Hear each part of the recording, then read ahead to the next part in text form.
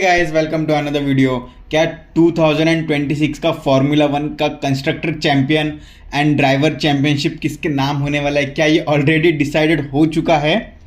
And ये compression ratio का क्या मसला है एंड ये क्यों न्यूज़ में आया है? एंड जो इंजन मैन्युफैक्चरर है उन्होंने कौन सा ग्रे एरिया फाइंड किया है जहाँ पे वो अपने इंजन को बूस्ट कर सकते हैं एंड दूसरी टीम्स क्या बोल रही है? तो आज ये वीडियो इसके ऊपर होने वाला है, तो एंड तक पूरा देखिए ताकि आपको पता चले कि रेस स्टार्ट होने से पहले ही सबसे आगे कौन है। तो इशू में आपको एक्सप्लेन करने से पहले मैं आपको आसान भाषा में समझाता हूँ कि एक इंजन को पावर कैसे मिलती है एंड एक इंजन का मैकेनिज्म क्या होता है। एक बार आप ये समझेंगे तो आपको ये इशू और अच्छे से समझ आएगा। तो आप ये मेरे सामने एक इमेज देख सकते हैं, मैं आपको आसान भाषा में समझाता हूँ। तो पहले जो इनलेट वाल्व है वो खुलेगा, पिस्टन जो है वो नीचे जाएगा बॉटम डेड सेंटर में, हवा अंदर आएगी तो जो इनलेट वाल्व है फिर क्लोज होगा, फिर जो पिस्टन है वो ऊपर जाएगा जिससे आप कंप्रेशन में देख सकते हैं।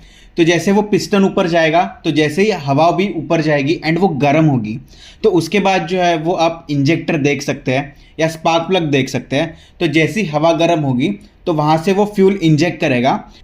तो जैसे ही जो पिस्टन है वो अगर सबसे लोएस्ट पॉइंट पे है तो वो बॉटम डेड सेंटर पे कहा जाता है, एंड पिस्टन अगर अपने लिमिट के टॉप पे है मतलब कैसा इंजेक्टर रहेगा फ्यूल वाला, फिर वो हवा रहेगी एंड सबसे मैक्सिमम कितना कंप्रेस कर सकता है तो वो पिस्टन का जो अपर लिमिट है उसको टॉप डेड सेंटर बोलते हैं। तो पिस्टन जब टॉप डेड सेंटर पर जाएगा तो वो गर्म हवा रहेगी, फिर वो फ्यूल इंजेक्ट करेगा, फिर वो मतलब इंजन फ्यूल को कैसा है गर्म हवा मिलेगी तो इग्नाइट हो जाएगा एंड फिर वो अपने फोर्स से नीचे पुश करेगा वो पिस्टन को, एंड फिर जब वो पिस्टन नीचे जाएगा तो जो गैस है वो बनेगी एंड फिर से पिस्टन ऊपर आएगा तो गैस बाहर निकलेगी, उसको एग्जॉस्ट बोलते हैं। तो बेसिकली यही जो है एक इंजन का प्रोसेस होता है जिसमें क्या होगा, हवा अंदर आएगी, फिर पिस्टन ऊपर जाएगा, गर्म होगा हवा, फिर फ्यूल छोड़ा जाएगा, फिर फ्यूल गर्म होगा, फिर वो इग्नाइट करेगा, फिर नीचे आएगा एंड फिर से पिस्टन ऊपर जाएगा। तो 4 प्रोसेस होते हैं। जो भी इंजीनियरिंग बैकग्राउंड वाला है उसको ये जो प्रोसेस है वो आराम से समझ गया होगा, एंड जो इंजीनियरिंग नहीं है उसको भी मैंने मतलब एकदम आराम से आसान भाषा में समझाने का ट्राई किया है। तो इसके बाद आप नेक्स्ट इमेज में देख सकते हैं कि मैंने एक कंप्रेशन रेशियो का मीनिंग आसान भाषा में बताने का ट्राई कर रहा हूँ। तो जैसे पिस्टन जो होता है तो वो जब नीचे जाता है तो वो हवा का वॉल्यूम जो होता है, जैसे आप देख सकते हैं V1 और V2, तो V1 और V2 जो वॉल्यूम है उसमें हवा आती है, ठीक है। तो ये एक पॉइंट पकड़ लो, एंड फिर जब पिस्टन ऊपर जाता है तो वो हवा कंप्रेस करती है, तो उस टाइम पे कितना वॉल्यूम होता है वो पकड़ लो। एंड जब इन दोनों को हम कंपेयर करते हैं तो वो जब निकलते हैं कंप्रेशन रेशियो, जैसे आप डेफिनेशन में भी देख सकते हैं, compression ratio equal to volume 1 plus volume 2 divided by volume 1। तो वॉल्यूम 1 कौन सा है? जब पिस्टन रेड वाला पार्ट देख सकते हैं, रेड वाला पार्ट जो है उसमें पिस्टन सबसे ऊपर जा रहा है टॉप डेड सेंटर पे, एंड वो उसकी मैक्सिमम लिमिट है। एंड जब पिस्टन नीचे है बॉटम डेड सेंटर पे मतलब नीचे, तो जितनी हवा वहाँ पे फिक्स होती है, एंड जो ऊपर जाता है पिस्टन तो वो कितना वॉल्यूम में होता है, तो वो एक कंप्रेशन रेशियो बोला जाता है। एक आसान भाषा में मतलब समझाने का ट्राई कर रहा हूँ। अगर मैं इसको टेक्निकल टर्म्स में बताने जाऊँ, the compression ratio is a measure of how much a gas like air fuel mix in a engine और data is squeezed into a smaller volume. तो होप आपको कंप्रेशन रेशियो एक आसान टर्म्स में समझ गया होगा। Volume 1 plus volume 2 divided by volume 1। Volume 1 plus volume 2 जब पिस्टन नीचे है, एंड वॉल्यूम 1 जब पिस्टन पूरा कंप्रेस करता है तो वो जो वॉल्यूम होता है उसका। तो 2025 तक क्या होता था, ये जो कंप्रेशन रेशियो है वो 18:1 के फॉर्म में रहता था, मतलब ये लीगल लिमिट थी। बट 2026 के रूल में इंजन में ये कहा गया कि आपका इंजन का जो कंप्रेशन रेशियो होगा वो 16:1 में होगा। आप एक ये चीज़ भी समझ लो कि जितना ज़्यादा कंप्रेशन रेशियो होगा उतनी ज़्यादा पावर होगी। मैं आपको एक रियल लाइफ एग्जांपल देता हूँ, वो समझना। हम सब ने जो है स्कूल में जो साइकिल का पंप होता है वो दबाया होगा। तो ऐसे सोचो कि आप जो पंप है वो आपके हाथ में है एंड आप इसको नीचे पुश कर रहे हो। तो अगर आप हल्के हाथों से पुश कर रहे हो तो हवा कम आती है, एंड आप उसको एकदम ज़ोर से पुश कर रहे हो तो हवा जो है वो बाहर एकदम तेज़ से जाती है।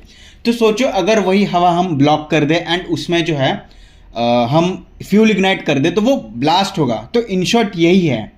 देखो ये भी आपने नोटिस किया होगा कि जितना आप प्रेशर से जो साइकिल में हवा भरने वाला पंप है वो प्रेस करते होगे, उतनी ही प्रेशर से वो ऊपर आता होगा अगर आपने जो उसका आउटसाइड का पाइप है वो बंद किया है, मतलब हवा निकालने का। तो अगर आपने कभी ये बचपन में नोटिस किया है तो मुझे ज़रूर बताना।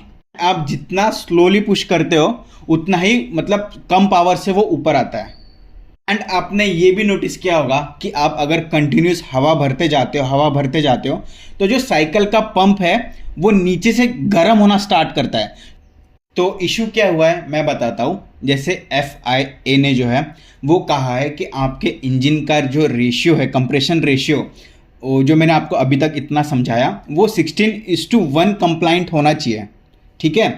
बट मर्सिडीज़ के ऊपर आरोप है कि वो जो है अपना इंजन का कंप्रेशन रेशियो 18:1 कर रहा है। बट FIA का ये मानना है कि गाड़ी जब ठंडी होगी तो उसका कंप्रेशन रेशियो जब हम चेक करेंगे आफ्टर रेस बिफोर रेस तो वो 16:1 होना चाहिए। तो मर्सिडीज़ ने क्या करा है, जब उसकी गाड़ी ठंडी होगी तो उसका इंजन का जो कंप्रेशन रेशियो है वो 16:1 रहेगा।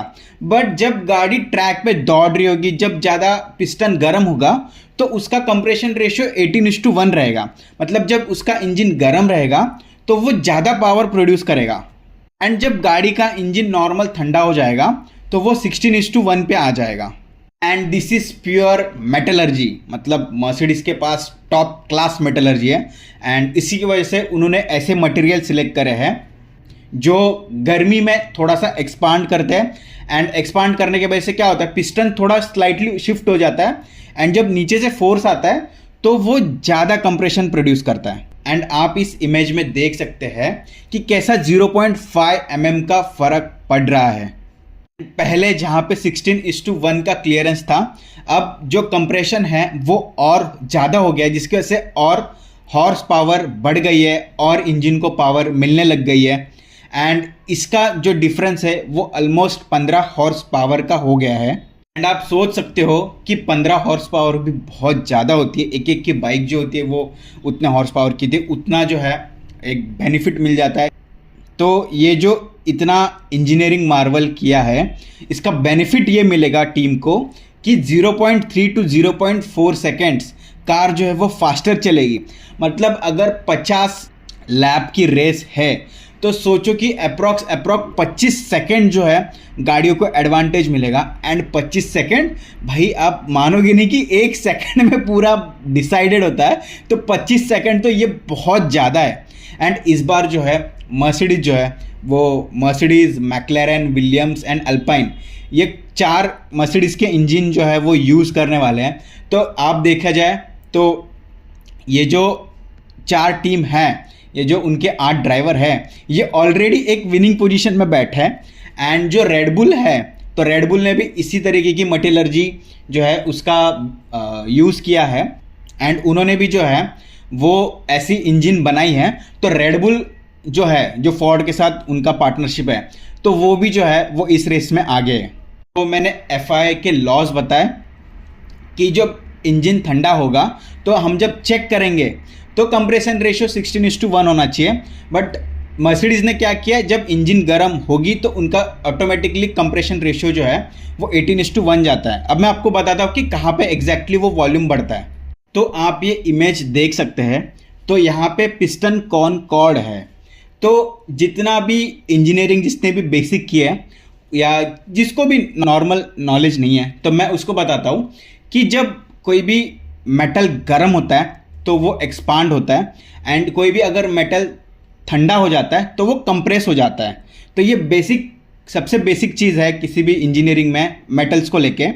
तो इन्होंने क्या होता है कि ऐसी मेटल्स का यूज़ किया है कि जब इंजन गर्म होगा तो इनका जो कॉनकॉर्ड वाला पोजीशन है, पिस्टन कॉनकॉर्ड आप देख सकते हैं इस पे, तो वो जो है एक्सपांड करेगा, एंड एक्सपांड होगा तो 0.5 mm जो है वो जो पिस्टन है वो थोड़ा ऊपर शिफ्ट होगा, जिसकी वजह से उनको अच्छा कंप्रेशन रेशियो मिलेगा।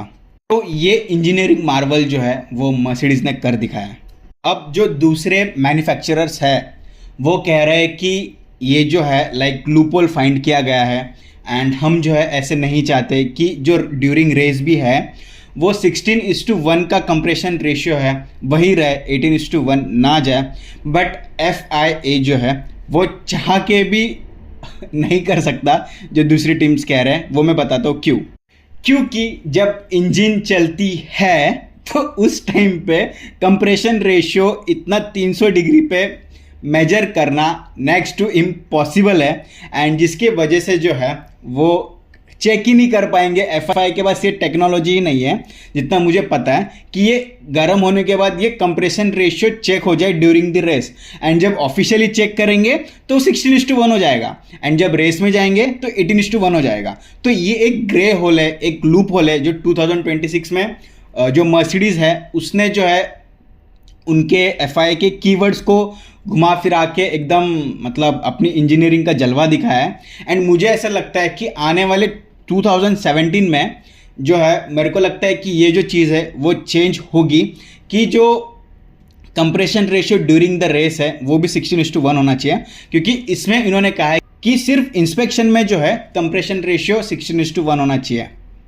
तो इसके वजह से मर्सिडीज एंड रेडबुल के जितने भी जो इंजन्स बनाने वाले हैं उनको बहुत बेनिफिट होने वाला है। फरारी, होंडा, ऑडी, इन्होंने पता नहीं क्या सोचा, नहीं होगा, उनके पास इतने इंटेलिजेंट इंजीनियर्स है नहीं है पता नहीं, बट हाँ फरारी, होंडा एंड ऑडी पहले से ही बैक सीट पे आ गए हैं, and Mercedes, Red Bull and मैक्लेरन, Williams and alpine already 25 second जो है वो आगे रहने वाले हैं। अगर फरारी, होंडा एंड ऑडी उन्होंने अगर अपनी इंजन्स में चेंजेस कर लिए तो बढ़िया है, एंड नहीं किए तो मुझे ऐसा लगता है कि कुछ ड्राइवर्स अच्छे होके भी ड्यू टू द इंजन खराब होने वाला है। बट वेट, इसका एक डिसएडवांटेज भी है, एंड वो है knocking issue. And knocking issue क्या होता है मैं आपको बताता हूँ। तो जैसे आप इमेज में देख सकते हैं, तो जैसे ही कंप्रेशन बढ़ जाता है, एंड ये जो सब चीज़ें होती है कंट्रोल करने के लिए, तो एक ECU होता है, एंड अगर ECU अगर उतना कैपेबल नहीं है, ECU का सॉफ्टवेयर उतना कैपेबल नहीं है, तो बर्निंग जो होती है वो एक लीनियर मोशन में होती है, पहले ऊपर होती है फिर ऊपर से नीचे आती है।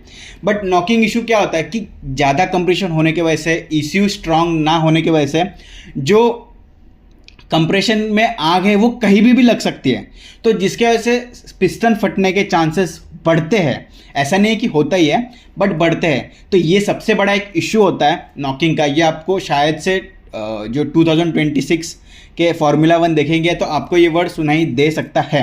बट आई नो मर्सिडीज़ के पास इतनी अच्छी पैसा है एंड इंजीनियरिंग नॉलेज भी है, तो वो लोग कुछ ना कुछ तो इसका सोल्यूशन निकालेंगे, इतना अच्छा सॉफ्टवेयर बना ही देंगे। तो बस ये एक इशू है। तो चलो, होप आपको ये वीडियो पसंद आया होगा, एंड अगर आपको वीडियो पसंद आया तो देखने के लिए थैंक यू। चलो बाय।